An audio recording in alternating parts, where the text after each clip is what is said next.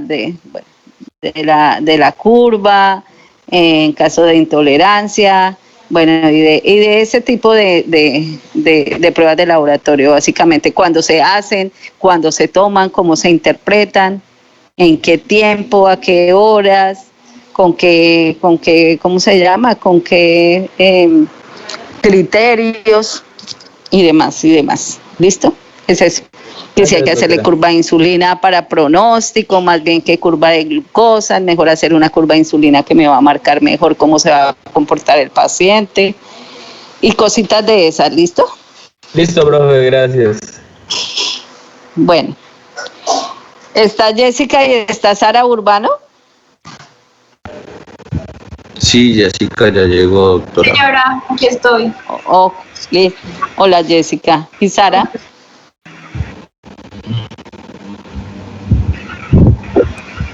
Bueno, listo. Entonces, Jessica, ¿te alistas? Y vamos a empezar con el doctor Calderón, hablándonos de parcial de orina, citoquímico y sedimento. Doctora, gracias, queridos. Entonces, señor. Cuénteme. Sí, cambia. ¿Cambia qué? Quería decir la diapositiva. Es que no me... Señor. ¿Le está cambiando la diapositiva a ustedes? Sí.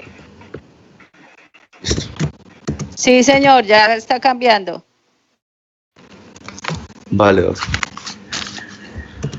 Bueno, mucho gusto, compañeros. Les voy a hablar hoy sobre el parcial de orina, citoquímico y sedimento.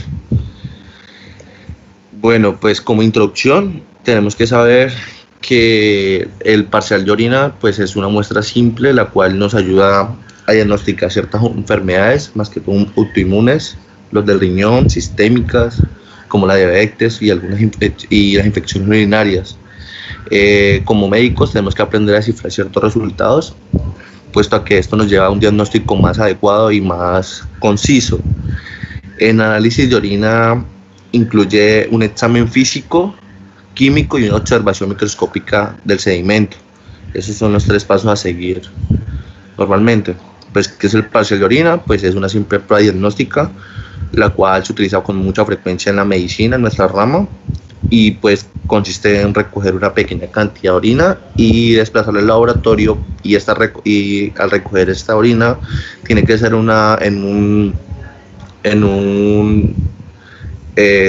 una parte, o sea, como es un tarro, o sea, es un tarro especial, lo cual tiene que ser con una base seca y no nada de... Un recipiente especial. Exacto, un recipiente pues especial, lo cual es seca y tiene que ser desinfectado. Bueno, hay ciertos tipos de análisis de orina, las cuales son 3. Pues según el método de recogida, ¿sí? Y pues es con esencia que consiste en el mismo tipo de estudio. Está el análisis de orina básico, el análisis de orina de 24 Joanita, horas. Qué pena. Y el análisis de orina. Yo les iba a invitar al almuerzo, si podríamos encargar. Ay, qué pena. El análisis de orina básico, doctora, se le quedó el micrófono prendido. El análisis de orina básico se recoge la orina al miccionarse en un bote, evitando el primer chorro de la orina, o sea, es decir, la mitad, y el último para así evitar la contaminación de gérmenes. El análisis de orina de 24 horas consiste en recoger todas las orinas y que se expulsa en esas 24 horas, en todo el día. Y el análisis de orina con sonda es directamente de la vejiga, y muchas veces pues estas se hace puesto a que el paciente ya está sondado. Como método, pues el análisis de orina incluye ya, como antes les dije, un examen físico, químico y la observación de este procedimiento. Y pues el examen químico comprende ciertas pruebas como el pH, proteínas, glucosa, cetona, sangre, pigmentación biliares, urobilinógeno y nitritos. Y pues a partir de la generalización de ciertos usos de tiras reactivas es que se hace la orina en el examen químico, y pues esta misma se ha convertido en un procedimiento más simple y rápido que nos ayuda a ciertas cosas. Las interferencias posibles son que pues hay ciertos falsos negativos y pues hay presencia de ácido ascórbico con pH menor de 3,5. Hay cierta también presencia de nitritos y proteínas, y con densidad aumentada hay falsos positivos con contaminantes oxidantes como hipoclorito. También podemos encontrar el examen físico que incluye determinaciones de color. Hay que ver la densidad, el espectro. Hay que observar en la parte de la microscopía del sedimento previo a la realización centrífuga del volumen determinado de la orina. También como tal, la muestra pues es primordial saber que se debe recoger un recipiente limpio y seco, ¿sí? Como antes se lo mencioné. Esta se recomienda como tal la recolección de muestra de una retención mínima de 4 horas. El análisis debe realizarse dentro de las 2 horas de haberse emitido. Si se observa, digamos, una temperatura ambiente durante varias horas, se deterioran los leucocitos, entonces los hematíes y los cilindros también. Entonces el paciente pues no debe, generalmente se le dice que no se debe demorar al llevar pues la muestra, entonces hay que tenerla refrigerada, pues esta misma. Entonces hay ciertos valores de referencia los cuales nos permite indicarnos y pues poder realizar algunos análisis más exactos, los cuales son los exámenes químicos, que encontramos los nitritos, el pH, que pues sabemos que el pH de la orina tiene que ser generalmente pues más o menos ácida, las proteínas, glucosa, cetonas, pigmentos biliares, urobiliginógeno y densidad. En el segmento urinario tenemos leucocitos, eritrocitos, células epiteliales, cilíndricos y cristales. Entonces, con aspectos de color en la orina, hay muchos aspectos de color los cuales pueden tener una causa y por ende un significado clínico. Ejemplo, digamos, si es lechoso, puede causar abundancia de neutrófilos grasas como lipuria o quiluria, y pues el significado clínico puede ser que tenga una infección bacteriana, nefrosis, obstrucción linfática, así en varias. También tenemos en pH, que es en situación fisiológica, el pH de la orina, como les dije, oscila entre 4.6 y 8.0, una media de 6.0 más o menos. La orina ácida, pues, o sea, menores a 7.0 pueden significar que tienen dieta de alto contenido de proteína en carne, ingesta de algunas frutas, medicamentos de cloruro de amonio. En eso está el tratamiento para la litiasis renal, que es súper importante, también la infección urinaria por E. coli o ciertos déficits de potasio. Y está la alcalina, que es mayor a 7, que es la ingesta elevada de vegetales o frutas, especialmente los cítricos como el limón, la naranja. Y también tenemos tratamientos con sulfamidas o cuando también tenemos una alcalosis respiratoria y en la metabólica. También tenemos como tal las infecciones urinarias provocadas por gérmenes que desdoblan como la urea por Eubacterium o Pseudomonas spp. Tenemos como densidad el peso específico de la orina, que va desde los recién nacidos hasta los adultos normales que ingieren líquidos a valores normales, que pues cambia, ¿sí? Por ejemplo, recién nacidos, en lactantes, en adultos y en adultos con ingesta normal de líquidos. Entonces, en presencia de proteínas, la presencia, o sea, cuando hay una proteinuria puede que sería indicado más importante una alteración renal, pero pues sin embargo, luego de cierta actividad física o estados febriles, e incluso estrés y algunas exposiciones frío, pueden pues haberse aumentado esta proteína, sí, en la orina. Normalmente pues el riñón secreta unas muy pequeñas, o sea, bajo peso molecular de proteína en orina cuando se llega, digamos, a tener estrés o estados febriles e incluso actividad física más que todo. Por eso los deportistas normalmente tienen esto. Esto pues se ve en una estructura de la membrana glomerular la cual no permita que pase proteínas de alto peso molecular, ¿sí? Entonces la proteinuria se puede clasificar de acuerdo a la etiología y el mecanismo involucrado, es decir, digamos, si hay proteinuria, pues funcional no asociada a enfermedad renal, es decir, el exceso de ejercicio, el embarazo, la proteína ortostática, y hay otras que sí son asociadas a patologías o enfermedades sistémicas, ya sea la renal, pues como fiebre, hipoxia renal, hipertensión, entre otras, la renal como la glomerulonefritis, el síndrome nefrótico, las lesiones de parénquima, el postrenal, que es la infección de pelvis, los uretes, la cistitis, entre la prostatitis, que es muy común en los hombres.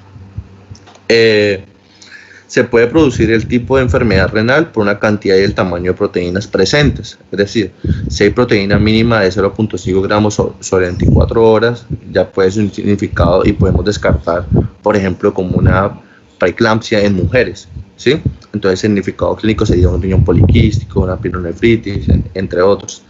O una proteína moderada, que es de 0,5 a 3.5 gramos sobre 24 horas, que es una nefroesclerosis, una enfermedad de intersticio tubular, mieloma múltiple, o una proteinuria grave, que es mayor a 3.5 gramos sobre 24 horas, que ya es una nefritis lúpica o enfermedades amieloides o glomerulosclerosis intercapilar. Bueno, cuando en la glucosa, la orina, pues aparecen niveles de glicemia que superan 180 gramos sobre decilitros. Cuando esto sucede, los túbulos renales normalmente no pueden reabsorber toda la glucosa filtrada, ¿sí? ¿Me siguen? Entonces, se produce la glucosuria.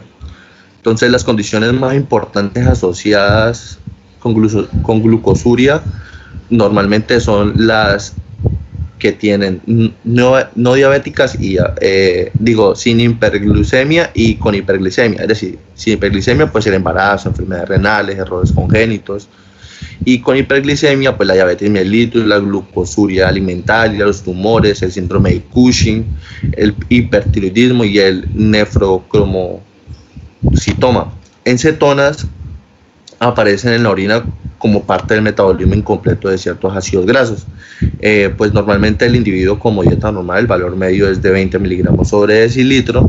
La cetonuria pues se puede observar frecuentemente en diabetes mellitus, ¿sí? Entonces la cetonuria puede ser no diabética y diabética. El significado de no diabética puede ser vómitos del embarazo, la caquexia, el alcoholismo, la posanestesia, ¿sí? El estado agudo y estados tóxicos. En los niños y en lactantes pues se distingue mucho con vómitos y diarreas, y el ayuno también prolongado en algunos. Y en la diabética pues infección en niños y adultos jóvenes y la cetocidosis diabética. Bueno, la sangre en orina es la presencia, como todos sabemos, de eritrocitos intactos en la orina, los cuales se denominan como hematuria. Entonces también se considera hematuria cuando la orina es muy alcalina o muy baja densidad, la cual produce cierta lisis en los eritrocitos con la liberación de la hemoglobina, ¿sí? Entonces, cuando hay hematuria pueden presentar, hay unas patologías que presentan hematuria, las cuales son el traumatismo de tracto urinario, los pacientes anticoagulados, la litiasis renal, e incluso los deportistas. Los nitritos, pues, son muchas bacterias los cuales producen la enzima reductasa. Estos reducen los nitritos urinarios los nitratos urinarios a nitritos. Esta reacción da color al área reactiva de las fibras, indicando la presencia de bacterias en la orina, y pues la sensibilidad de este test es comparado como la de un cultivo de orina de un 50%.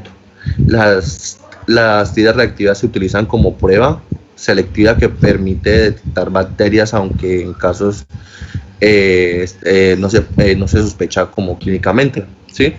Entonces también encontramos que los nitritos, pues más que todas las personas que consumen los cárnicos, ¿sí? Tenemos también la bilirrubina, que en condiciones normales la bilirrubina conjugada no está presente en la orina. Aparece en la orina debido a la obstrucción del tracto urinal extrahepático, Y pues ahí también cuando hay cálculos en colédoco, carcinoma en cabeza de páncreas o intrahepáticos, como cuando hay hepatitis, cirrosis activa.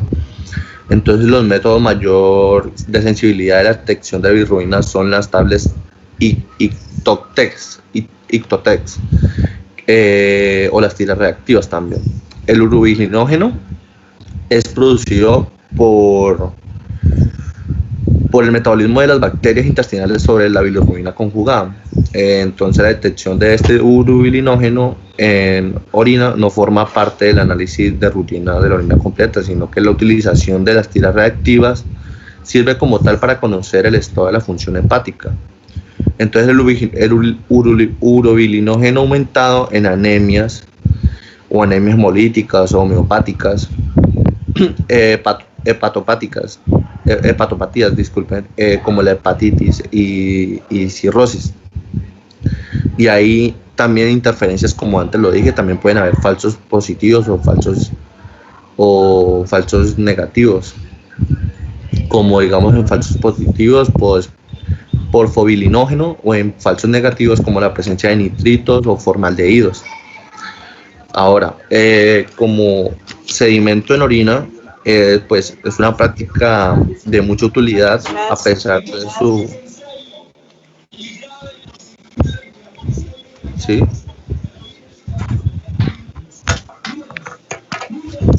¿Alguien pregunta algo?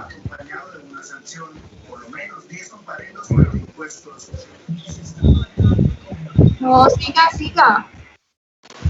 Parece que no, Sebastián, dale. Que el sedimento de orina, pues a pesar de la extremada sencillez y la escasa complejidad de hacer ¿sí? Es el máximo aprovechamiento, dependerá de la relación que el médico normalmente realice como resultado obtenido. Es decir, que puede dar un diagnóstico con más a lo más clínico del paciente, es decir, que puede llegar a diagnosticarlo con un más preciso. El sedimento urinario pues se compone de los elementos de distintos orígenes. Ellos pueden ser productos metabólicos del riñón, como los cristales, las células derivadas del flujo sanguíneo, el tracto urinario, las células de otros órganos del cuerpo, o sea, normales, los elementos originados del riñón, como los cilindros y otros elementos que tiene el humano. También aparecen con los elementos contaminantes como bacterias o levaduras. Entonces hay ciertas células, las cuales pueden estar presentes en la orina, como los eritrocitos, los glóbulos rojos, los leucocitos, los glóbulos blancos y las células epiteliales provenientes de distintos tractos urinarios, ¿sí? Entonces es importante saber que todo esto pueden provenir desde los túbulos hasta la uretra y también provenientes de la vagina o la vulva como contaminantes. Okay. Entonces, y un significado subclínico, pues más adelante les voy a explicar cada uno de estas células. Y el significado subclínico es que pues cuando las hematurias normalmente se dan en todas, son frecuentes en todas las glomerulonefritis, como las afecciones renales y enfermedades sistémicas, traumatismos y trombosis de los vasos renales, y son menos frecuentes en infecciones primarias o pielonefritis o enfermedades renales hereditarias. Esto es muy frecuente en las enfermedades de vías urinarias bajas y enfermedades renales. El significado clínico, pues leucocituria, frecuente ya puesto a que pues, se da en la pielonefritis y en todas las enfermedades inflamatorias de las vías urinarias descendentes, y pues menos frecuentes en la glomerulonefritis, y pues algunos rechazos de trasplantes y enfermedades sistémicas con afección renal. Y pues es importante que esta es para recalcar en las enfermedades inflamatorias de vías descendentes urinarias. Bueno, pues encontramos que las células, las cuales son los glóbulos rojos, glóbulos blancos, células epiteliales escamosas, que los glóbulos rojos son indicatorias para para vías urinarias bajas y enfermedades renales. Los glóbulos blancos son síntomas fundamentales de la pielonefritis agudas o crónicas, y inflamación también de las vías urinarias descendentes, y que la presencia del valor patológico, o sea, sin embargo, en las células epiteliales escamosas puede ser ante un carcinoma escamoso o células que se ven afectadas y sufren modificaciones. También encontramos las células epiteliales de transición, que estas originan desde la pelvis renal, uréter y vejiga, y su gran presencia en cantidades puede indicar inflamaciones de vías urinarias. Las células epiteliales del túbulo renal se originan del epitelio del revestimiento de los túbulos renales. Son difíciles de diferenciar de la transición, y pues la presencia de gran cantidad de sugiere daño tubular, pielonefritis, necrosis tubular aguda, intoxicación por salicilatos. También encontramos los cilindros, que la formación de los cilindros ocurre en los túbulos distales y colectores cuando hay una acidificación y la concentración de orina llega como tal a su máximo alcance. Estas se originan por el espesamiento normalmente o las precipitaciones de orina. Entonces estas son estructuras, como pueden observar, longitudinales que se corresponden a los túbulos. Entonces encontramos ciertos cilindros muy característicos de ciertas infecciones o afecciones renales, los cuales son los cilíndricos hialinos, los cilindros granulosos, los cilindros aéreos y otros. Los cilindros hialinos, pues en pacientes con enfermedad renal, pacientes que reciben ciertos compuestos terapéuticos y químicos. Los granulosos, pues sobre todo en la glomerulonefritis y pues raramente en la pielonefritis. Los serios es con presencia en la orina indicada pues siempre que hay una enfermedad renal crónica grave. También encontramos cilíndricos eritrocitarios, los cuales se componen de eritrocitos más o menos densos que se adhieren a la sustancia fundamental hialina, y pues su color varía entre el rojo amarillento al pardo, aunque puede ser claro también, como lo pueden ver, o incoloro. La indicación de esto son lesiones glomerulares, infecciones como la glomerulonefritis, lupus eritematoso sistémico, raramente a veces endocarditis bacteriana. Y los cilíndricos leucocitarios, estos están formados por unos pocos leucocitos o por muchas de las células aglomeradas, ¿sí?, que se hallan en los cilíndricos a través de una matriz hialina. Los leucocitos o eliminación de proteínas a través de estos túbulos, más o menos el 80% de los casos de pielonefritis también se observa en la glomerulonefritis. El 80% de los casos de la pielonefritis es debido a los cilíndricos leucocitarios, para que tengan en cuenta eso. Luego encontramos los cristales. Tenemos cristales de ácido úrico, que son enfermedades, se pueden dar por enfermedades de la gota, leucemia, metabolismo de las purinas aumentados, nefritis crónica, los uratos amorfos,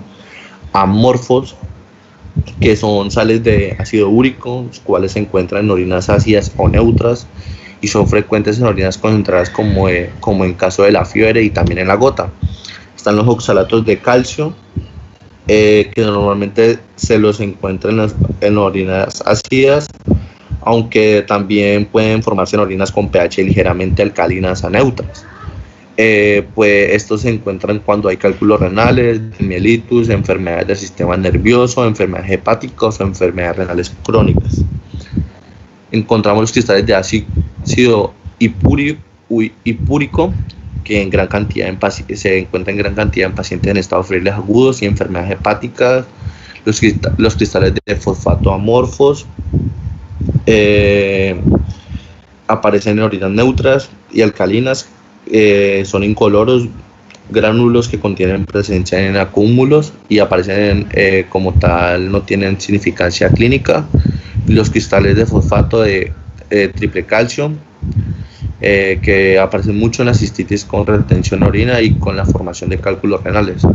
También los cristales de urato de amonio, los cristales de leucina, cristales de cistina, que los de amonio aparecen en la formación de amonio en orina vesical. La leucina aparece que responde a las mismas condiciones de la tirosina. Los de cistina, que la mayoría de las veces se observa en la orina en pacientes que padecen distintos tipos de desórdenes metabólicos hereditarios. Entonces es súper importante. También tenemos los cristales de tirosina, los cuales son muy poco frecuentes y solo se observan en las orinas ácidas, ¿sí? Y pues también cuando hay pacientes con necrosis o degeneramiento tisular. Tenemos los cristales de colesterol, por último, que se encuentran en orinas ácidas o neutras, y estas aparecen como láminas planas, como lo pueden observar, y transparentes con ángulos mellados, que normalmente aparecen en enfermedades renales como el síndrome nefrótico y predomina la quiluria.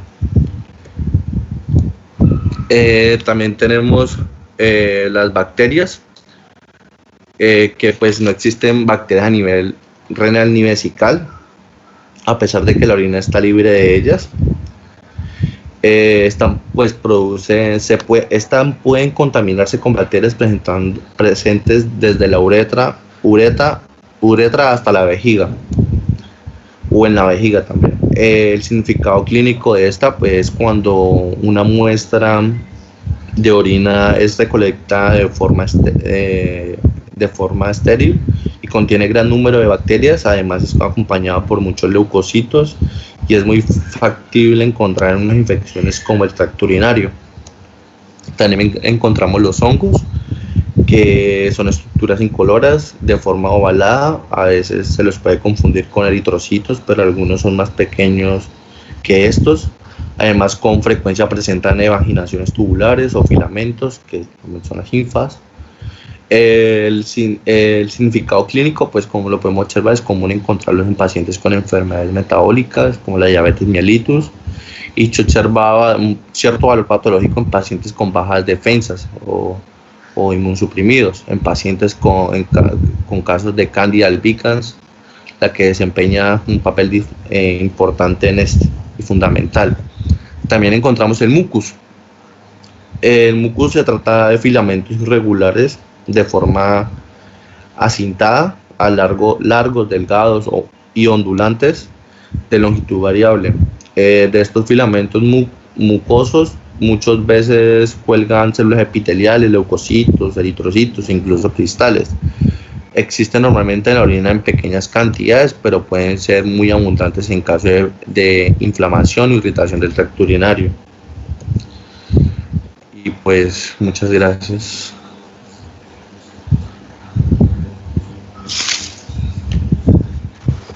Bueno, gracias, don Sebastián. Para contarles, nos decía la profesora que un parcial de orina era una biopsia renal indolora. Que bien estudiado, pues nos da ciertas o muchas luces sobre el comportamiento renal.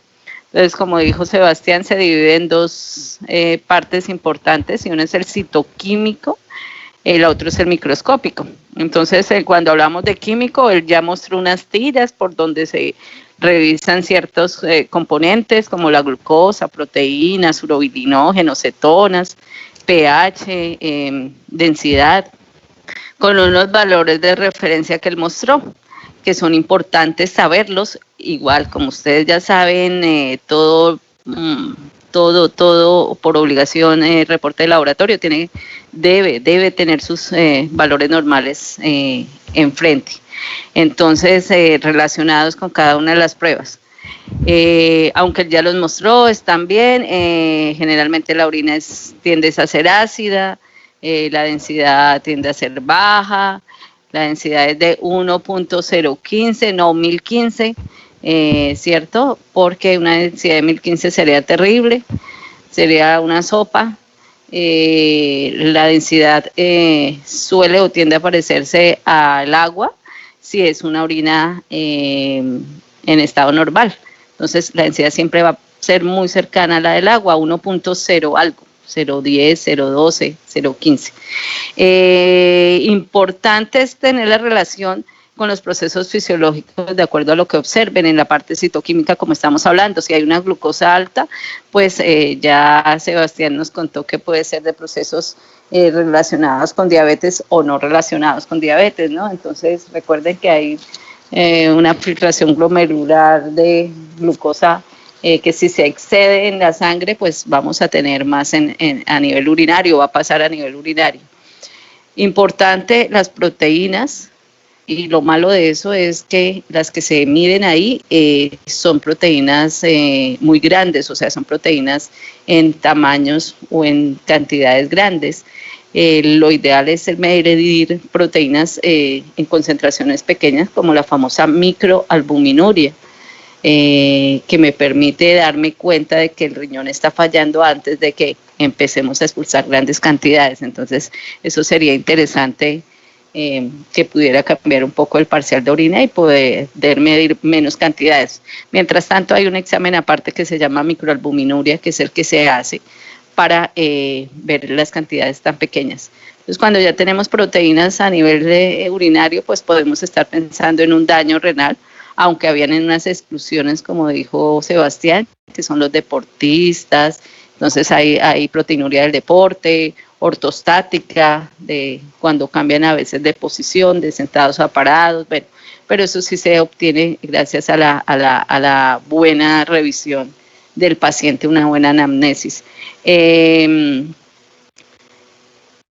Otro dato interesante es que cuando nosotros veamos el parcial de orina en la parte citoquímica debemos relacionarlo con la parte microscópica. Por ejemplo, si tenemos en la parte microscópica células como los hematíes y vemos que en la tira nos marca hemoglobina negativo, pues vamos a tener algo extraño, ¿no? O la orina se contaminó, o la tira está fallando, o qué pasa que no hay una relación adecuada. Por ejemplo, si tenemos unos bacilos gram negativos y vemos que los nitritos son negativos, es muy extraño porque los nitritos básicamente se dan gracias a la presencia bacteriana de células gram negativas, de bacterias gram negativas que logran transformar los nitratos a nitritos y eso cambia la coloración. ¿Qué más partículas podemos encontrar en la parte microscópica, además de bacterias, células epiteliales que pueden darme grandes luces de lo que está pasando? Si son escamosas, pues podemos pensar que es una orina mal recogida, una orina contaminada. Si son ya renales o de transición, pues podemos pensar que ya hay una patología que debemos atender con mayor cuidado. Pero si pensamos de pronto en moco, presencia de moco, como nos dijo Sebastián, puede ser sinónimo de contaminación. Entonces, no recogieron bien la orina, hay moco, hay células epiteliales, y hay bacterias pero escasas. Entonces, no le vamos a poner cuidado a ese resultado de orina y debemos repetirla. Generalmente eso hacen los bacteriólogos, informan orina con presencia de contaminación, se observa moco y células epiteliales escamosas, y les informa a ustedes que es una orina mal recogida. Se puede llamar al paciente y decirle antes de que pase con ustedes al consultorio, venga, recójala de nuevo para hacerle un examen bien hecho. Podría ser, pero pues a veces es imposible localizar a los pacientes si llegan ya por su resultado a pasar a la consulta y ya les van a entregar este tipo de resultados que no es confiable. En cuanto a la observación de los cilindros, es supremamente importante. Cuando yo ya veo cilindros, ya tengo una proteína que se localiza en los túbulos, que es la de Townes-Hartford. Esa proteína se va cambiando y se va aumentando a medida que lleguen proteínas y adicional al pH. Entonces, cuando pasa eso, vamos a encontrar cilindros en la orina, y si se los cuento a ustedes en el reporte como bacterióloga, entonces ustedes ya van a pensar en que tiene un proceso de daño renal un poco más avanzado. Entonces tendríamos que ver qué tipo de problema va a tener el paciente. Entonces, con todas, adicional a los procesos infecciosos, bueno, algo importante, niños, es que recuerden cuál es la diferencia entre infección y enfermedad. Infección, recuerden que es cuando tenemos una colonización bacteriana, y enfermedad es cuando ya esta colonización ha pasado a producir signos y síntomas. Muchas veces los pacientes que tienen sondas, que son hospitalizados generalmente, no siempre, pero pues la mayoría de veces de los que se reciben en el ambiente hospitalario, pueden estar colonizadas las sondas con bacterias y al recoger la muestra puede llegar con bacterias y yo puedo informarles fácilmente, doctor, 2 cruces, 3 cruces de bacterias, pero no hay leucocitos, o sea, no hay piuria, no hay leucocitos en orina. Y si no hay leucocitos en orina, es fácil pensar y es acertado pensar que no es un proceso infeccioso, sino que es un proceso más de contaminación, porque la sonda que ya llevaba 3 días, 5 días y que tiene ahí sus bacterias y a veces uno las identifica porque pensaría que es la que le está produciendo el episodio de fiebre o es el foco de infección y entonces uno la cultiva y le da una Pseudomonas aeruginosa. Entonces, oh por Dios, se infectó el paciente con esta bacteria que me puede dar un brote, que puede ser peligrosa. Y mentiras, el paciente como si nada, con otro tipo de infección más bien enmascarada. Entonces hay que tener mucho cuidado con eso, con interpretar adecuadamente el parcial de orina. Entonces recuerden que cuando hay leucocitosis, pues busco bacterias, o cuando hay bacterias busco leucocitos para poder tener esa relación clara. Eso sería como la interpretación adecuada. Bueno, hay unos cristales que ustedes escucharon ahí que nos contó Sebastián. Esos cristales se dan básicamente por pH y a veces pueden indicarme que hay algún proceso patológico, cálculos o algún tipo de infección, pero algunos aparecen simplemente porque la orina no la trajeron en el tiempo adecuado, porque el paciente está comiendo muchos vegetales y su pH ha cambiado, pero pues hay que interpretarlo de acuerdo al tipo de cristales que se obtengan. Entonces el parcial de orina, que es un examen rápido, fácil de hacer, que depende de ciertas cosas como una buena recolección de orina en un muy buen frasco, para traerla en un tiempo oportuno, que no se pase de 2 horas, porque la orina es un caldo de cultivo, es súper especial para las bacterias, o sea que si hay 5 bacterias, cuando lleguen a las 2 horas ya habrán 1000, entonces puede que yo les informe que hay 3 cruces de bacterias cuando fue que la orina se demoró mucho, pero entonces hacer estas asociaciones con la presencia de leucocitos y las demás células. ¿Alguna pregunta, sugerencia sobre el tema?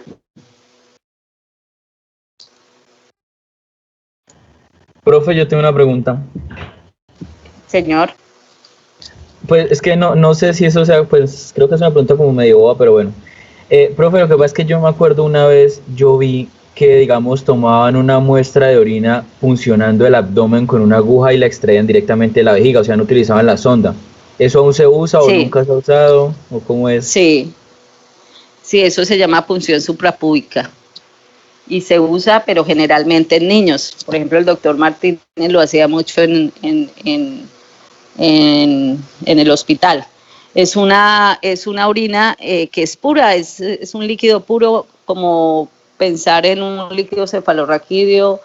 Lo hacían para hacerle sobre todo GRAN y para revisar la parte de microscopio, porque si se encontraba aunque sea una bacteria, sabíamos que era la que estaba haciendo la infección. Porque es un líquido estéril, no pasa por ningún lado, simplemente pasa de la vejiga, la aguja lo saca normalmente. Eso se hace en niños, ya en adultos no se usa, eso no se usa en adultos.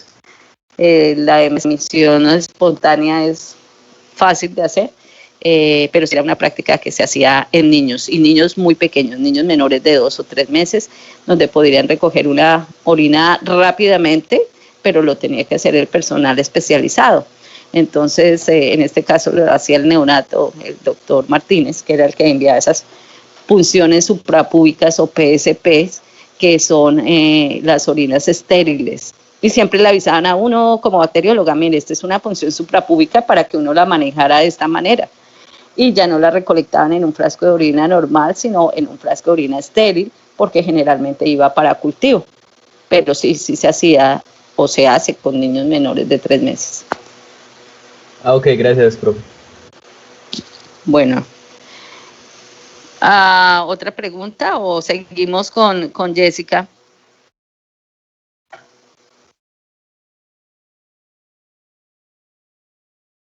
Jessica, carga las diapositivas, porfa. Sí, acá decimos. Listo.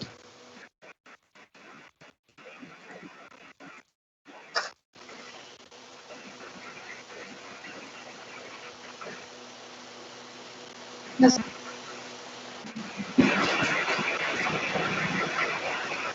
¿Se ve?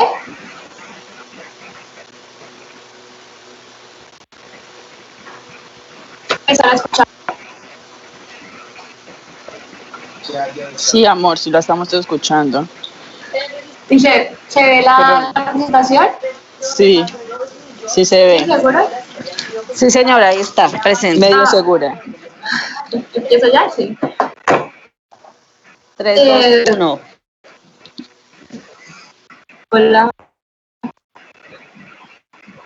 ¿Me Hola. escuchan? Siento que no me escuchan. Sí, Jessica, te escuchamos perfectamente.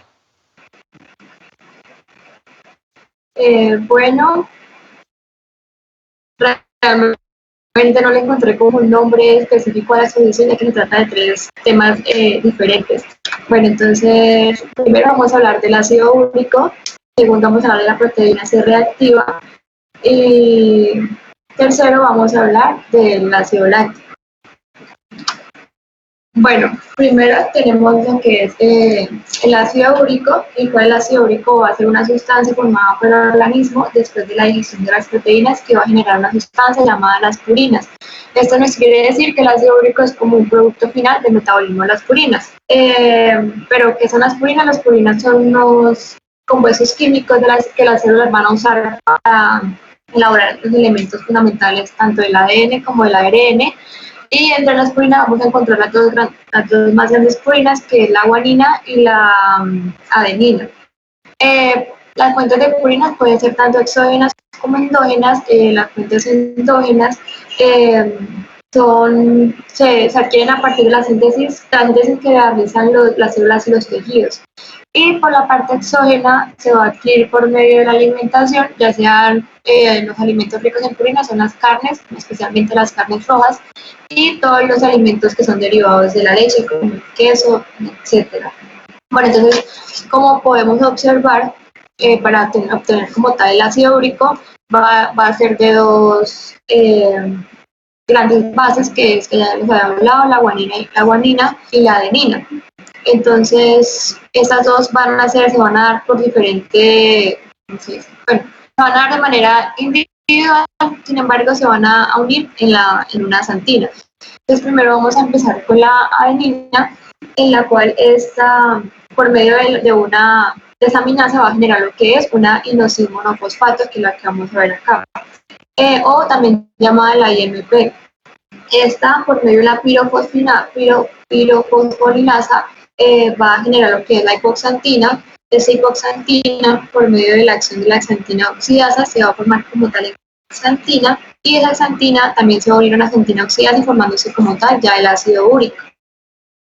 Por otro lado, también puede ser formado el ácido úrico por medio de la guanina, que es la que vamos a ver acá, que primeramente se va a perder sus fosfatos transformándose en un nucleócido llamado la guanosina. Esta guanosina va a perder después de ese proceso, esa va a perder su ribosa fosfato, convirtiéndose como tal en guanina, la cual esta guanina se va a convertir en xantina oxidasa y esa en xantina. Esa xantina se va a unir con la xantina oxidasa, formando como tal ya el ácido úrico.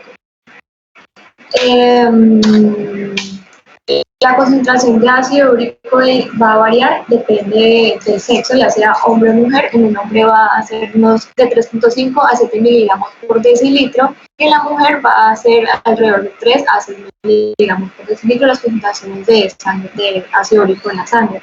Este ácido úrico se va a eliminar principalmente por la orina, y generalmente las cantidades normales de ácido úrico van a ser menores a 750 miligramos por día.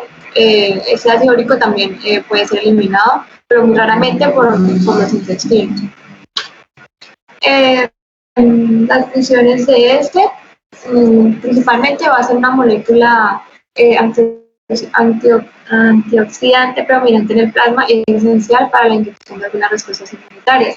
El ácido úrico también puede desempeñar una función importante en lo que es la cicatrización y curación y reparación de los tejidos.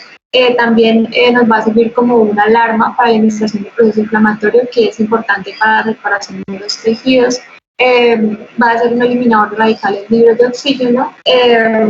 Además va a servir como movilizador de células endoteliales progenitoras y finalmente también es un aliado al sistema inmunológico adaptativo. Entonces tenemos la hiperuricemia. La hiperuricemia significa que son los niveles altos de ácido úrico en sangre, que se da porque las personas producen demasiado ácido úrico o porque no pueden eliminarlo de manera correcta. Esta hiperuricemia puede causar diferentes enfermedades, pero las enfermedades más comunes es la gota, en la cual esta se da porque los niveles de el ácido úrico no puede ser eliminado de manera correcta, entonces los cristales de este ácido úrico se van a almacenar como tal en las articulaciones, provocando inflamación y dolor. También puede causar enfermedades renales, ya que pues puede hacer que se produzca cálculos renales que podrían bloquear las vías urinarias y causar infecciones renales o insuficiencia renal. Este ácido úrico también puede aumentarse por diferentes causas. Se aumenta cuando la persona está haciendo demasiado ejercicio, que va a demandar que demanda una excesiva, por ejercicio físico excesivo. Ya, acidosis por ser una persona alcohólica. También el aumento del ácido úrico es uno de los efectos secundarios más comunes que padecen los pacientes que han sido sometidos a procedimientos de quimioterapia. La necrolitiasis, el diabetes tipo 1 y tipo 2, el hipoparatiroidismo, policitemia severa, enfermedad renal quística nodular, intoxicación por plomo, puede producirse por toxemia en el embarazo, por dieta alimentaria rica en purinas. Ya les había mencionado que a la persona comer demasiadas carnes rojas o demasiados productos derivados de la leche pueden aumentar las urinas y pues de esta misma manera aumentar el ácido úrico y la insuficiencia renal, ya que pues no va a ser eliminado de manera correcta. El examen pues no tiene como, bueno, para realizar el examen no toman como medidas antes, pero algunos recomiendan que se haga en ayunas.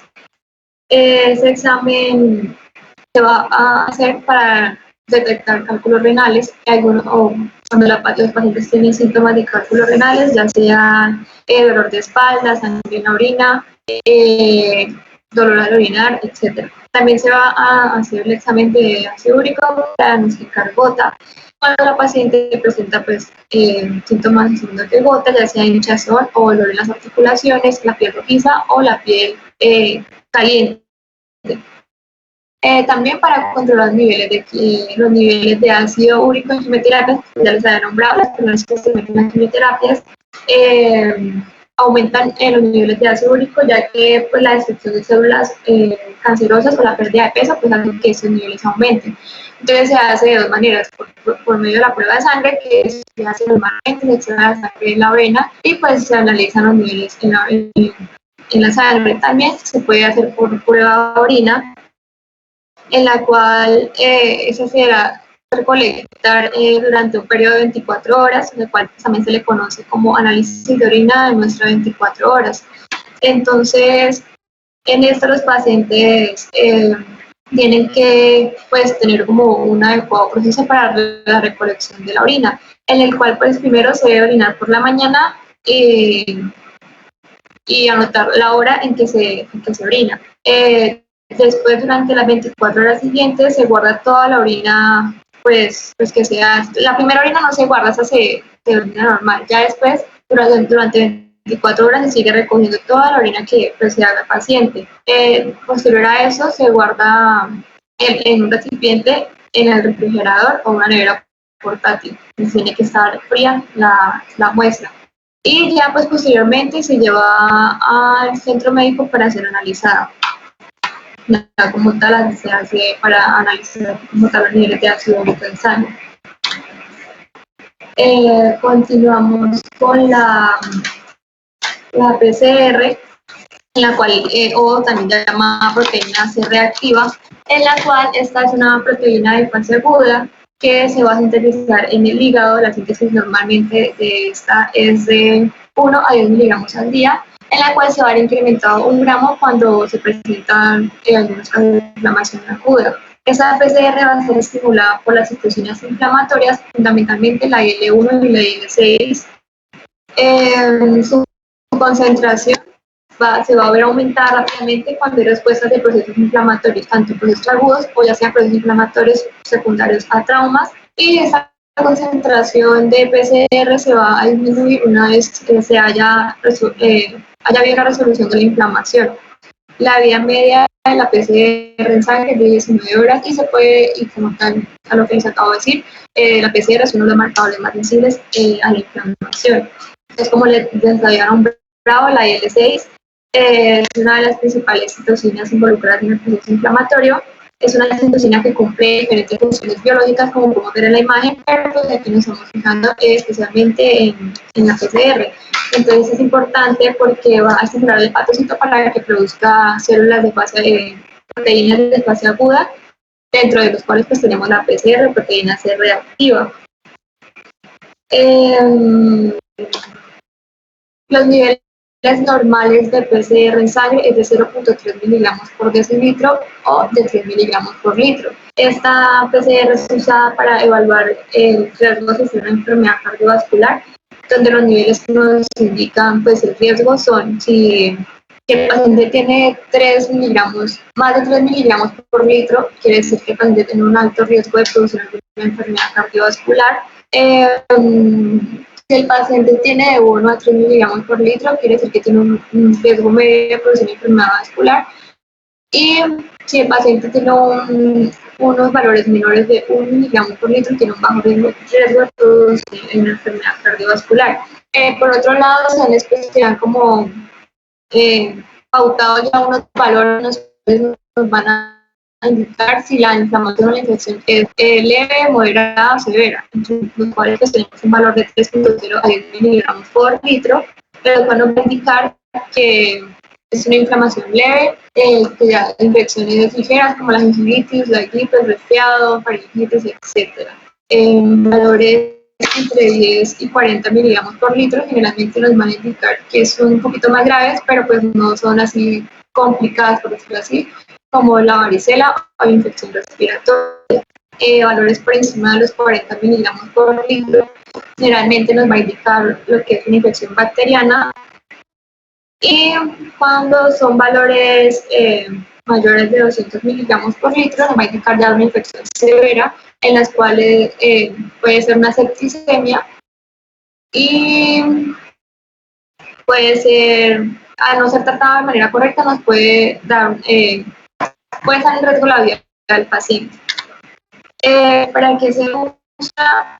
Se usa para encontrar enfermedades que causen algún tipo de inflamación o para seguir como tal el control de esas enfermedades. Entonces tenemos enfermedades que causan inflamación, la infección bacteriana, como la sepsis, infecciones por hongos, enfermedades inflamatorias en las cuales puede causar hinchazón o sangrado en los intestinos, trastornos autoinmunes como el lupus o la artritis reumatoide, y infecciones del músculo del hueso llamado osteomielitis. ¿Cuándo se va a solicitar una PCR? Cuando la persona presenta signos de fiebre, escalofríos, respiración rápida, ritmo acelerado del corazón, o sea, taquicardia, náuseas y vómitos, o cuando a simple vista podemos observar que la persona presenta algún tipo de inflamaciones en las extremidades o en alguna parte del cuerpo. Como tal, no encontré el proceso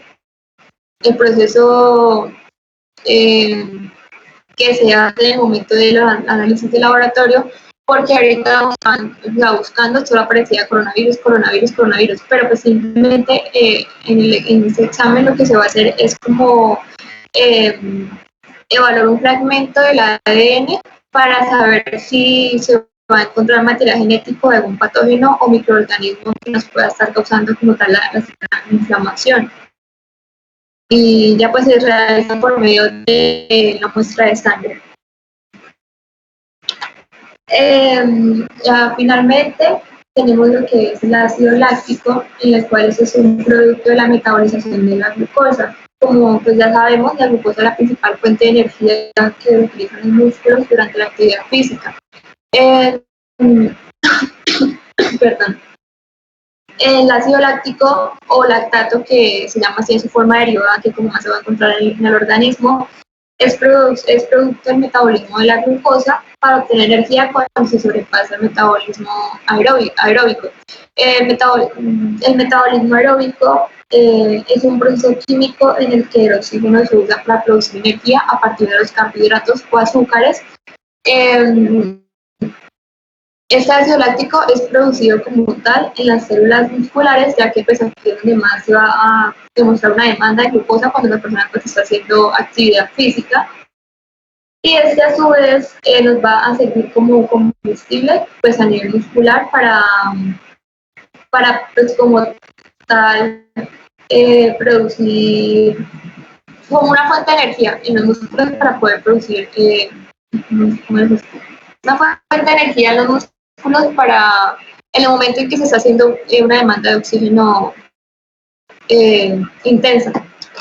Entonces, pues ya les explico más adelante en un gráfico. Entonces, como tal, se dice que es una sustancia que nuestro cuerpo produce naturalmente durante la práctica de actividad física cuando nuestro organismo no puede obtener energía a través del oxígeno. Entonces, bueno, aquí les iba a explicar, el ácido láctico como tal no es eliminado del cuerpo, sino que ese se va a reutilizar y se va a almacenar de diferentes maneras para poder ser reutilizado. Aquí es donde pues entra como tal el ciclo de Cori, en el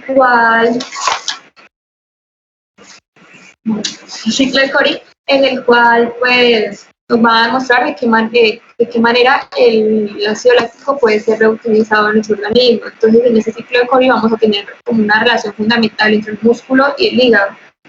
Entonces, supongamos que hay una persona que está haciendo demasiado ejercicio y está demandando demasiado los músculos y necesita mucho oxígeno para poder pues que siga funcionando de manera correcta. En este momento en que la persona pues, está haciendo mucho ejercicio, la glucólisis que se hace en el músculo va a ser mucho más rápida que el ciclo de Krebs para producir como tal la energía. Entonces, en la glucólisis, como sabemos, se va a pasar siempre de glucosa a piruvato, en este caso, pues los piruvatos, que se hace por medio de gliceraldehído 3-fosfato, por medio de que esto lo que nos va a producir es una oxidorreducción para pasar a piruvato. Este piruvato lo que va a hacer es convertirse en lactato, en lo cual eso se va a dar por medio de una enzima que es muy importante, que es la LDH, o también se va a llamar lactato deshidrogenasa, en la cual esta nos va a dar una reacción de oxidorreducción, en el cual en este caso vamos a pasar de un NADH reducido y va a salir un NADH oxidado, produciéndose como tal el lactato. Este lactato acá se va a considerar como un punto muerto del metabolismo, en el cual pues, es necesario que vaya hacia la sangre para poder que llegue al hígado y convertirse como tal en glucosa nuevamente. Entonces ya a través de torrentes sanguíneos, una vez esté en el hígado, el lactato se va a reconvertir otra vez en piruvato. Y aquí va a volver a actuar la LDH, que ya les había nombrado anteriormente, porque eso es una enzima que puede ser reversible. Pero en este paso va a ser al revés, en este paso va a pasar de un NADH oxidado a un NADH reducido. Una vez tengamos el piruvato, va a haber una gluconeogénesis en la cual el piruvato se va a convertir en glucosa. Una vez tengamos la glucosa, esta glucosa va a poder ser como dirigida hacia la sangre, ya que el hígado tiene una enzima que es la glucosa 6-fosfato, que esa es la que puede hacer que la glucosa hacia la sangre. El músculo no puede hacer esa función, o sea, de dirigir la glucosa hacia la sangre, porque el músculo no tiene esta enzima. Entonces, por eso le toca hacer el proceso de lactato para poder llevarlo hacia el hígado. Entonces, una vez la glucosa se dirige hacia la sangre, nuevamente esta, pues, en ¿Cuál muchas enzima? Es que me actividades perdí. físicas, se va a dirigir hacia el músculo, en el cual ya el músculo decide como tal, si usar la glucosa para volver a formar lactato y volver a hacer este ciclo, o si va a almacenar la glucosa en forma de glucógeno para ser utilizada posteriormente cuando pues, se necesite. Si este ciclo no se hace de manera correcta, pues lo que el ácido láctico se va a ir aumentando de manera progresiva y va a fallar el sistema de eliminación de eso de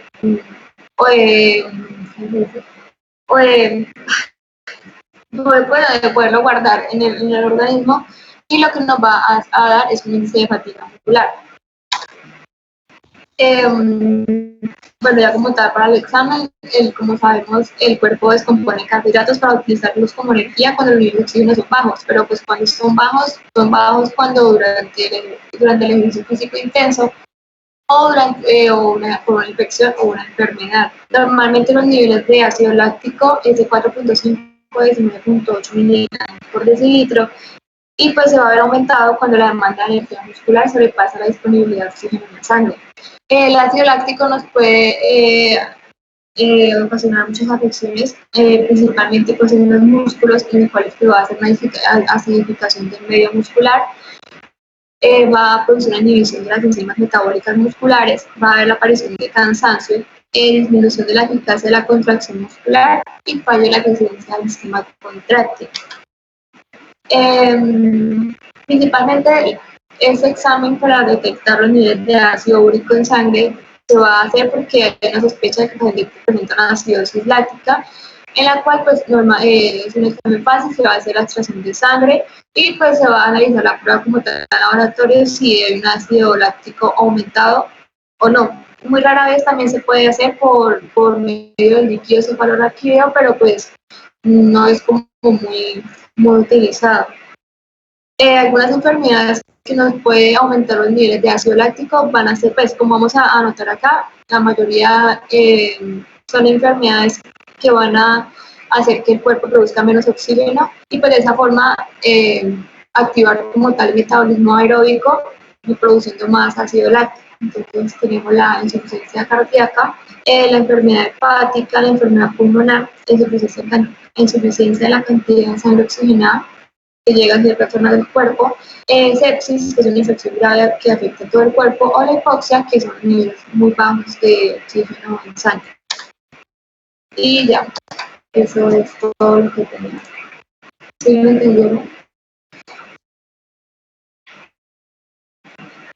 Hola. Muchas gracias, Jessica. ¿Te preparas, Sara, para subir la presentación?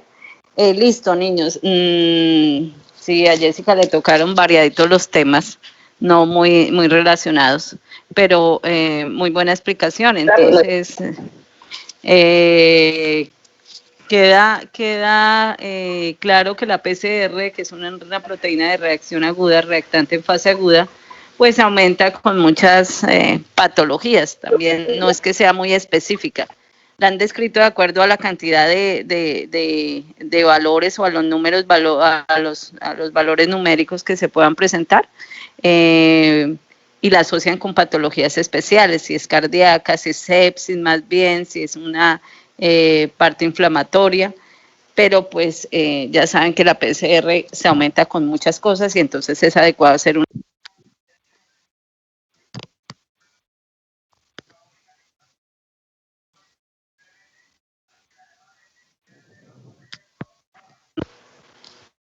¿Me escuchan? No se le escuchó ahorita, doctora. Listo, sí, acabo de ver que se apagó el micrófono. Que sí, que le tocó a Jessica muy revuelto el tema, y les contaba que la PCR pues hay que tener un adecuado nivel de interpretación, porque pues como se dan cuenta se aumenta por muchas causas. Como es un reactante de fase aguda, casi que lo podríamos equiparar con la velocidad de sedimentación globular. O sea, está aumentado para tantas cosas que es una prueba que tiende a ser inespecífica. Pero bueno, se usa mucho en la clínica, es una técnica que se realiza de forma rápida, es barata, o sea que muchos laboratorios clínicos la pueden hacer.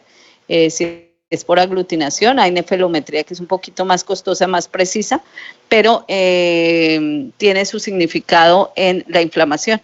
Entonces, que la asocian con valores numéricos que pueden estar relacionados con ciertas enfermedades, como decía Jessica, valores muy altos pues pueden ser una septicemia, valores no tan altos ya puede ser una enfermedad de tipo cardíaco y otras inflamaciones. En cuanto al ácido láctico, son problemas básicamente por falta de oxígeno o por cosas fisiológicas como demasiado ejercicio, pero pues que también nos pueden hacer sospechar de fallas renales, fallas hepáticas, y es una muestra no muy frecuente en el laboratorio, pero sí puede tener relación con ciertas patologías y pueden despejarle o ayudarle a hacer el diagnóstico a ustedes en algunos momentos o en algunas patologías o eventos especiales. Y el ácido úrico es que es una prueba general, es una prueba de más fácil medición. Bueno, igual las otras también son de fácil medición, eso químicamente por electrocrimioluminiscencia o por energía cinética, eso facilito se pueden diagnosticar y realizar los exámenes, pero pues el ácido úrico me refiero a que sí es más frecuente en la gama de exámenes que se envían. Y una de las principales patologías, como lo dijo Jessica, es la gota, pero pues también se pueden encontrar y se pueden relacionar con cierta sintomatología. Entonces, para que conozcan las tres pruebas de laboratorio que pueden servir, el ácido úrico para metabolismo de purinas, PCR para inflamación y ácido láctico para problemas de falta de oxígeno o por algunos problemas metabólicos. Entonces vamos a hablar con Sara Urbano, que es orina de 24 horas, que era el tema más relacionado con el que habíamos quedado la semana pasada de Julián.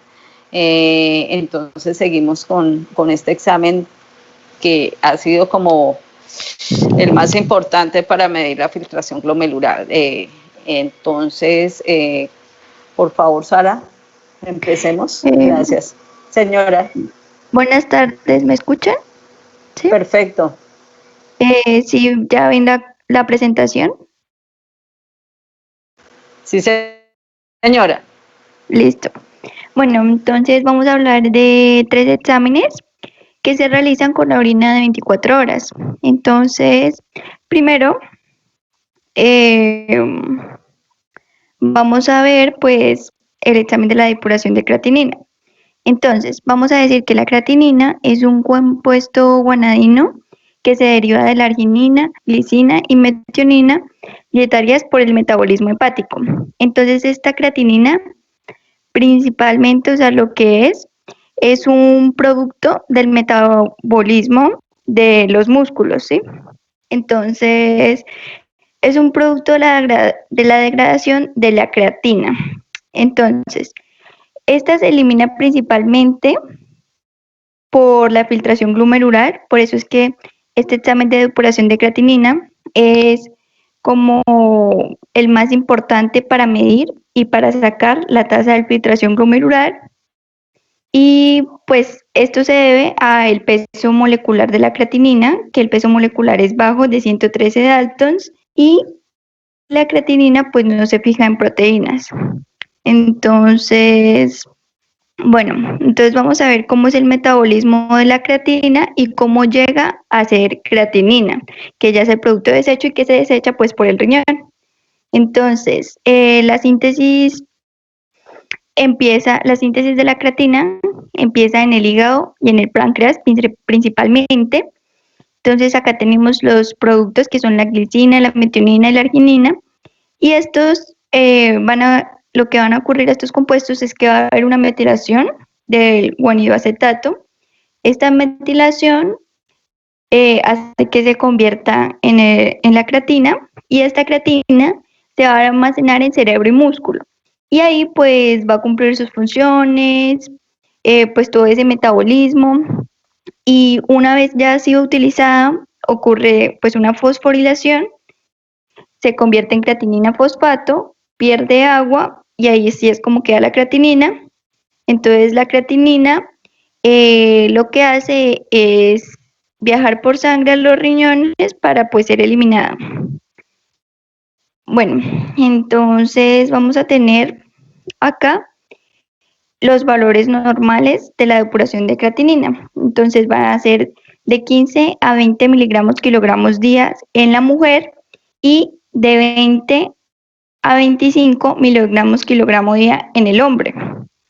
Entonces, la depuración de creatinina, vamos a tener que los valores elevados de esta se va a ver elevados debido al embarazo, en etapa temprana de la diabetes o en la dieta. Entonces, en el embarazo, porque pues aumentan los requerimientos, en la dieta porque pues gente que consume mucha carne, mucha proteína, o también pues gente que pues consume productos para los músculos y eso, pues van a tener una alta tasa de depuración de creatinina y pues tenemos que tener en cuenta estos factores. Y bueno, van a estar disminuidos los valores de la depuración de la creatinina en caso de insuficiencia renal, en nefropatía diabética, glomurulonefritis, en casos de cálculos renales, de malformaciones congénitas en los riñones, en los uréteres, también en desnutrición, porque pues obviamente si no hay masa muscular, entonces pues va a haber menos depuración de creatinina, entonces tenemos que tener en cuenta esto, porque vamos a pensar que hay un problema con el parénquima renal, hay un problema con los riñones, pero pues en realidad es por este factor. También tenemos que hacer este examen de depuración de creatinina a los pacientes que están tomando medicamentos como lo es la eritromicina, los AINES, los IECAS y los ARA, porque pues como estos son nefrotóxicos, entonces hay que seguir regularmente a estos pacientes para verificar que tengan una adecuada tasa de filtración. Entonces también la depuración de creatinina se va a ver disminuida en caso de caso de una insuficiencia cardíaca. Bueno, y seguimos. Entonces, ¿cómo vamos a calcular la depuración de creatinina? Entonces, tenemos que la depuración de creatinina va a ser igual, o sea, acá se va a necesitar la creatinina sérica. Y hay que tener en cuenta que si disminuye la creatinina en orina, es decir, que hay un aumento de la creatinina sérica en sangre. ¿Por qué? Porque pues no se está eliminando. Entonces, pues, eso ya lo había explicado pues el compañero Borda.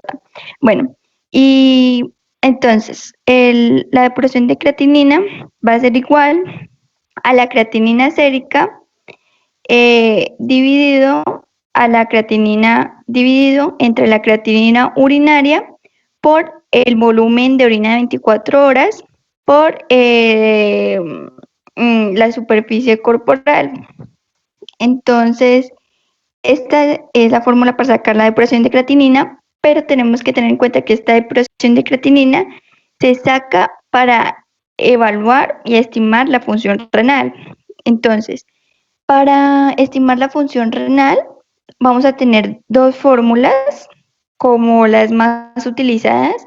La de Korokov-Gaul es como la más antigua y se utiliza, pero la que recomiendan, o sea, la más completa y la que se utiliza hoy en día, es la MDR. Entonces, la de Korokov-Gaul, pues tenemos que acá la función renal, la tasa de filtración glomerular va a ser 140 menos la edad por el peso de la persona por 0.85 si es mujer y por 72 por la creatinina sérica. Y la MDRD vamos a tener con 6 variables también pues hay de 6 variables y de 4 variables. Y pues esta es como la de 6 variables, es como la que tiene, la que más se utiliza y la que tiene un valor más exacto, o sea, más exacto que la de Clorokov-Gault y la de 4 variables. Entonces, esta va a ser igual, la tasa glomerular va a ser igual a 170 por la creatinina sérica, por la edad, también se va a tener en cuenta el BUN, la albúmina, entonces por el BUN, por la albúmina, por 0.76 si es mujer y por 1.180 si es afroamericano. Entonces, de esta manera pues se va a calcular la depuración de creatinina y se va a calcular también la función renal. Ahora vamos a entrar a ver la fracción de excretada de sodio. Entonces vamos a iniciar por qué es el sodio. Y entonces vamos a encontrar que el sodio pues es el principal catión del líquido extracelular, que pues las funciones que desempeñan en el organismo son mantener la presión osmótica y pues también juega un papel importante en el equilibrio ácido básico y en la transmisión de los impulsos nerviosos. Entonces, ¿por qué es importante acá en el caso de evaluar los riñones? Porque el sodio es filtrado libremente por el glomérulo y aproximadamente el 70% de la cantidad de sodio filtrada se va a reabsorber de manera isotónica por el tubo proximal. Entonces, la fracción excretada de sodio lo que va a hacer es que va a comparar la cantidad de sodio que sale del cuerpo con la cantidad filtrada y reabsorbida por el riñón. Entonces, este examen lo que nos va a servir es para ver la sensibilidad, es para estudiar la reabsorción tubular. Entonces, tiene una alta sensibilidad para medir esto. Entonces, esta fracción excretada de sodio lo que nos va a servir es para distinguir entre una afectación prerrenal y una afectación renal. ¿Y esto qué quiere decir? Pues vamos a tener que una afectación prerrenal es cuando hay un problema en la irrigación, cuando hay una hipoperfusión, no llega adecuada, pues adecuada cantidad de sangre a los riñones y el parénquima está normal, o sea, no hay daño como tal en el riñón. Cuando el daño es renal, entonces ya nos va a distinguir cuando el daño renal es como por decir cuando ocurre una necrosis tubular aguda, una glomerulonefritis. Entonces, eso ya es en el caso de que pues sea como tal renal, un daño en el parénquima del riñón. Y pues el POS, acá cuando es el daño porrenal, como lo es en la obstrucción y eso, pues no se puede detectar, sino que con otros exámenes pues ya se va a distinguir. Pero principalmente el FENA es para ver cómo está el riñón a nivel prerrenal y renal, para distinguir entre estas dos patologías.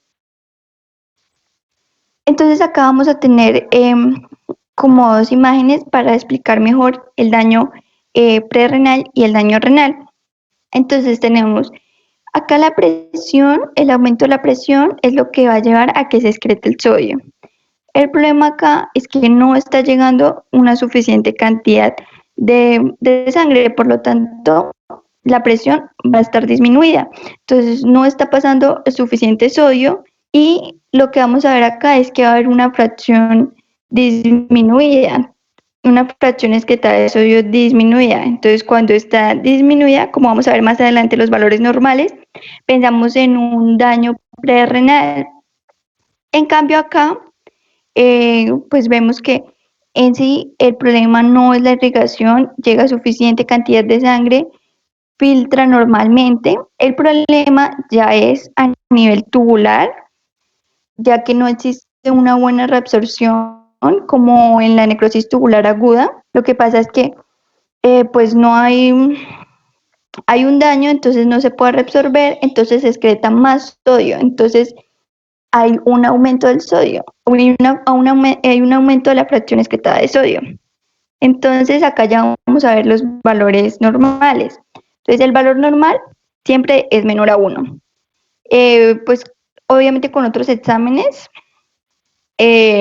vamos a pues detectar la patología, ¿no? Pero pues sí vamos a distinguir entre un daño prerrenal y renal. Entonces cuando están aumentados mayores a 1, podemos pensar en una necrosis tubular aguda, y cuando están disminuidos pensamos más en una falla del hígado, en una falla cardíaca, en un shock, en glomerulonefritis agudas, en obstrucciones agudas o en estenosis de la arteria renal. Entonces, acá tenemos la fórmula de la fracción excretada de sodio y pues los valores normales. Y pues por último, en la orina de 24 horas también vamos a analizar las proteínas, que las pruebas de proteínas en la orina mide la cantidad pues de proteínas que hay y que se recoge en una persona durante 24 horas, que como sabemos las proteínas son macromoléculas formadas por aminoácidos y participan en prácticamente todos los procesos biológicos del organismo, dependen de la presencia o actividad pues de estas enzimas para muchas de las funciones del cuerpo.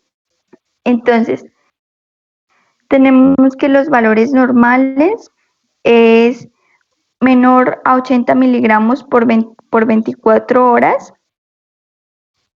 Y lo que pasa es que cuando hay un problema renal, las proteínas pueden filtrarse y pues se excretan en exceso.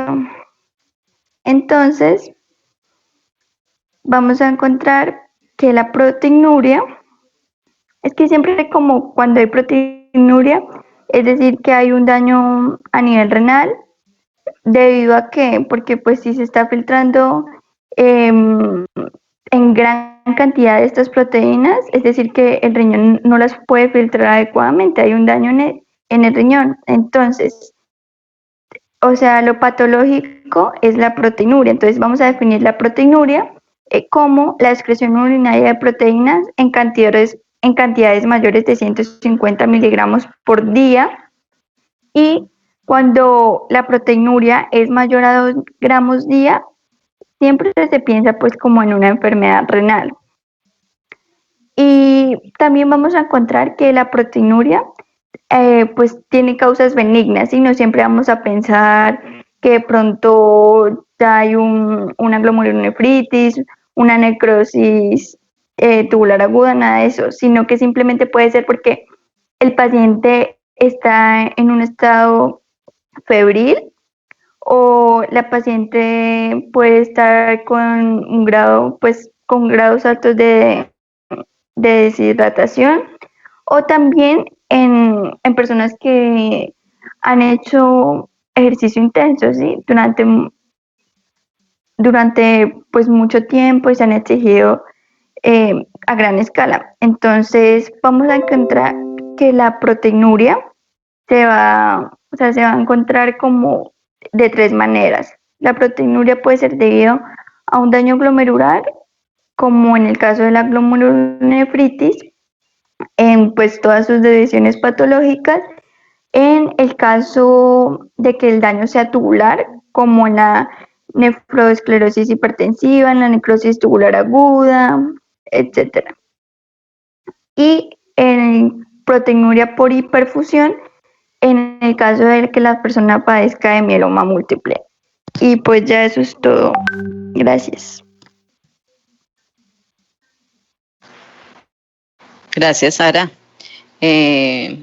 Listo, queridos. Muchas gracias por el tema. Muy bien abordado. Estos exámenes que se hacen para ver la filtración glomerular y el funcionamiento adecuado del riñón, pues ya quedaron completos. Con la depuración terminamos y con la fracción excretada del sodio. Ya de proteinuria habíamos hablado un poco más con orina y un parcial de orina. Y el problema es que tratemos de detectar no cuando estén tan altos los niveles de proteínas en la orina, sino tratar cuando estén en cantidades más pequeñas. Por eso se usa lo que les había contado anteriormente, que es la microalbuminuria, que sería lo ideal. Después les cuento de la microalbuminuria, pero es semejante, es la misma prueba, solamente que mide cantidades más bajitas de albúmina, con una sensibilidad mayor del reactivos y una sensibilidad adicional y unos reactivos especiales para medir este tipo de albúmina o estas cantidades de albúmina. Niños, entonces quedamos así por hoy, por la clase. Espero que tengan ya los grupos armados y que me envíen sus temas. Si alguno tiene otro tema, bienvenido. Y les doy después fecha de presentación. Estos temas deben ser subidos a la plataforma, no está abierta todavía, pero pues ya después la pongo, la fecha y el buzón para que los suban, pero la idea es que lo presentemos frente a todos para revisar y alimentarnos de esta revisión que ustedes hicieron. Quedamos así, ¿alguna pregunta, duda o nos volvemos a ver el jueves? Sé que quedaron estas exposiciones atrasadas un día más, una fecha más, entonces dudas, preguntas, sugerencias. Doctora, ya le envié un cuadro con los temas. ¿Con los grupos? Final. Ah, bueno, Sí, listo, gracias. Gracias, Diego. Entonces yo ya lo reviso que todos estén, reviso los temas y les pongo las fechas para que lo tengamos claro. Pero sí sería a finales de mayo. Todavía tenemos tiempo para que hagan las revisiones y construyan lo que ustedes deseen o les parezca más conveniente y didáctico para mostrarnos sus revisiones. ¿Algo más, queridos? Es seguimiento, diagnóstico y tratamiento. Sí, pruebas de laboratorio clínico que puedan servir para cualquiera de estos tipos.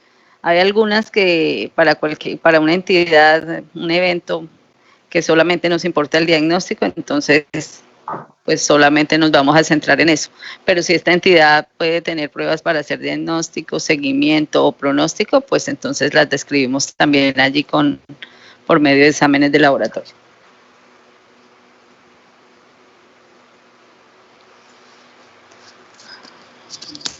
Bueno, entonces muchas gracias. Nos vemos el jueves. Que estén bien, que descansen. Chao, profe, gracias. Muchas gracias, doctor. Chao, Gracias, doctor. Muy bien. Chao. Hasta luego, doctora.